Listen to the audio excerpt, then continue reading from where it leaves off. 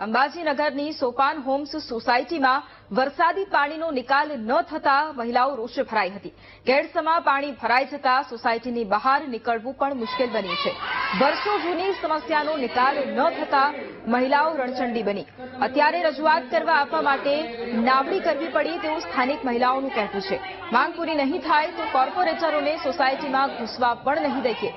Corporator સોસાયટીમાં આવશે તો પથ્થરમારો કરીશું તેવું પણ મહિલાઓનું કહેવું છે।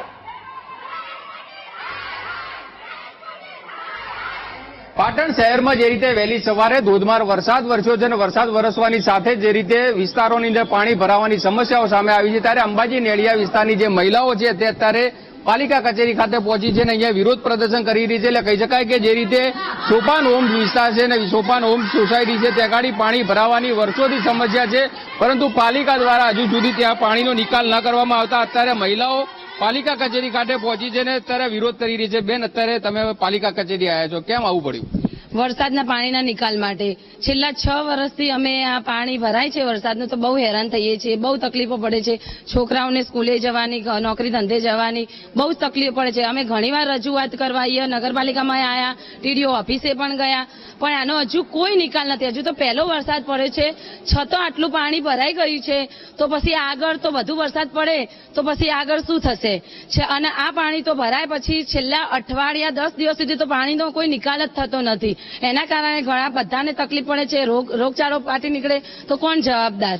અને અત્યારે પાણીમાં છોકરાઓને સ્કૂલે પણ કઈ રીતે જવાનું? આજે બધા છોકરાઓને રજા પડી, કોઈ ગાડીવાળા લેવા પણ નથી આવતા।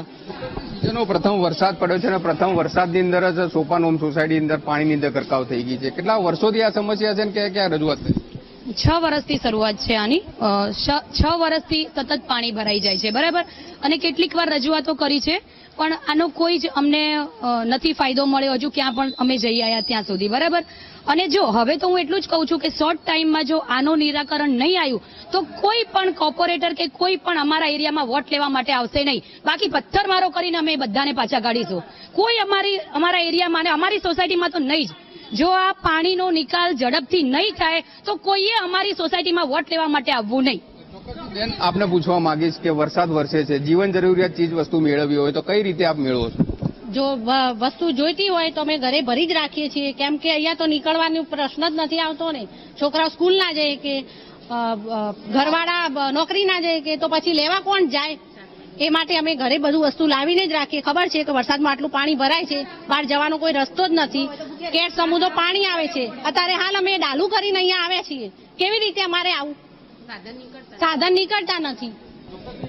કે સોપાન હોમ્સ વિસ્તારની જે સોસાયટીની મહિલાઓ છે અત્યારે પોતાનો વિરોધ નોંધાવી રહી છે અને વર્ષોથી આ સમસ્યા છે, તેમ છતાં પાલિકા દ્વારા આજ સુધી તેનું નિવારણ ના આવતા અંતે મહિલાઓ અત્યારે પાલિકા કચેરી ખાતે વિરોધ નોંધાવી રહી છે અને આગામી સમયમાં આ વિસ્તારની અંદર કોઈ પણ લોકોએ મત માંગવા આવવાની તેવી પણ ચીમકી ઉચ્ચારી રહી છે।